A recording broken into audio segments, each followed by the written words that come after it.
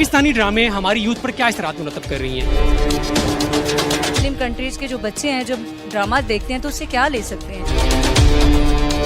दुपट्टा खवातीन ने उतार दिया हुआ है, खुदा उनको अकल दे। आप देखें, आप ड्रामा कोई भी लगा लें, ठीक है, वो रोमांस हो रहा है, प्यार हो रहा है, बच्चे हैं, छोटे छोटे बच्चे हैं, देखते हैं तो बड़ा मुआशरे में असर पड़ रहा है। ये जो पाकिस्तानी ड्रामे हैं इसमें बेहयाई, फहाशी, कोई ससुर अपनी सास बहू के साथ, देखो कैसा कल्चर है, ये हमारा कल्चर नहीं है। बिस्मिल्लाहिर्रहमानिर्रहीम।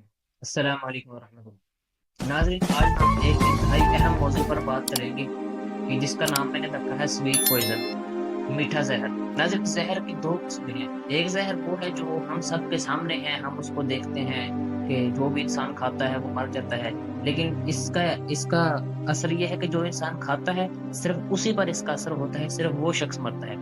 लेकिन जहर की एक दूसरी किस्म है कि वो खाने से इंसान अकेला नहीं मरता बल्कि पूरे माशरे को मारता है। जी, मैं इस वक्त बात कर रहा हूँ पाकिस्तान की मौजूदा ड्रामा इंडस्ट्री।